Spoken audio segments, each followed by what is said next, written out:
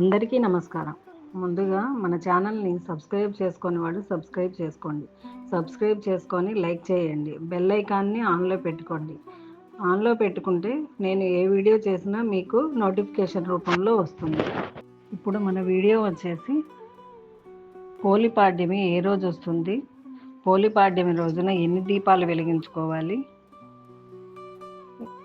ఎలా వెలిగించుకోవాలి, ఏ రోజున వెలిగించుకోవాలి, దాని విశిష్టత గురించి చెప్తాను. కార్తీక మాసం చివరి రోజున పోలిపాడ్యమిని చేసుకుంటాం. పోలిపాడ్యమి పండుగను పాడ్యమి తిథి మార్గశిర మాసం మొదలైన మొదటి రోజున పోలిపాడ్యమి పండుగను జరుపుకుంటాం. కార్తీక మాసం మొత్తం 30 రోజులు చేసిన పుణ్యం మనకి రావాలంటే ఈ పోలిపాడ్యం పండుగను మనం చేసుకోవాలి. చాలా విశిష్టమైన ఈ పోలిపాడ్యమి రోజున అరటి డొప్పల్లో దీపాలు వదిలితే మనకి నెల రోజులు మధ్యలో మిస్ అయినా మనము ఈ పోలిపాడ్యమి రోజున దీపాలు వదిలితే చాలా పుణ్యం వస్తుంది. నెల రోజులు చేసిన పుణ్యం ఈ పోలిపాడ్యమి రోజున దీపాలు వదిలితే పుణ్యం వస్తుందని కార్తీక పురాణాలు చెప్తున్నాయి. 2024 పాడ్యమి తిథి డిసెంబర్ 1 ఆదివారం ఉదయం 12 నుంచి డిసెంబర్ 2 సోమవారం మధ్యాహ్నం 12 మధ్యాహ్నం వరకు ఉంది.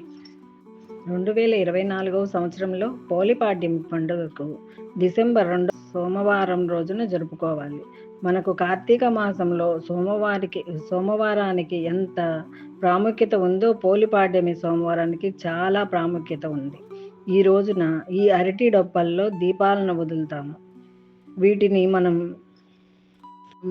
పాత రోజుల్లో మనం పల్లెటూర్లలో చెరువుల్లోనూ కాలువల్లోనూ వదిలేవాళ్ళం. కానీ ఇప్పుడు ఈ బిజీ లైఫ్లో మనకి అవనేవి లేవు. దానికోసమని మనం తులసికోట దగ్గరైనా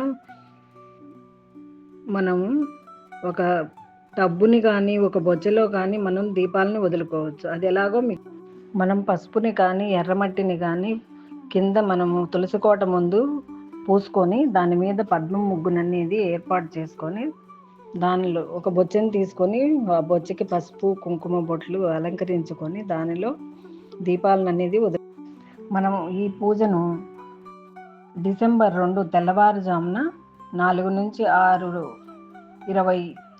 6 నిమిషాల లోపు చేసుకోవాలి. సూర్యోదయం కాకముందే మనం ఈ పూజను చేసుకోవాలి. అంటే బ్రహ్మ ముహూర్తంలో చేసుకుంటే మంచిది అని పురాణాలు చెప్తున్నాయి. మనం ఈరోజు ఎన్ని దీపాలు వెలిగించాలంటే 31, 33, 35 అని అంటున్నారు.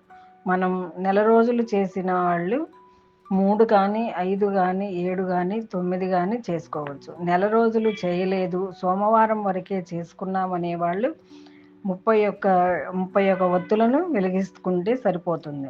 కార్తీక మాసానికి 30 రోజులు, పాడ్యమి తిథికి 1, వినాయకుడికి 1, గంగాదేవికి 1, మొత్తం 33 అవుతాయి. నెల మొత్తం పూజ చేసి ఉంటే మనం బేసి సంఖ్యలో ఒత్తుల్ని వెలిగించుకోవచ్చు.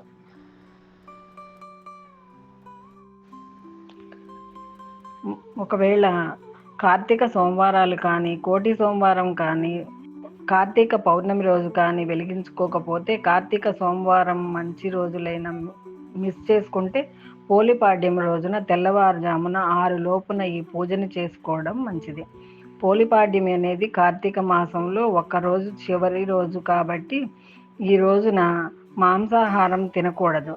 తరువాత రోజు తినవచ్చు. కార్తీక మాసం చివరి రోజున పోలిపాడ్యమి దీపాలను వెలిగించి అందరూ బాగుండాలని కోరుకుంటున్నాను.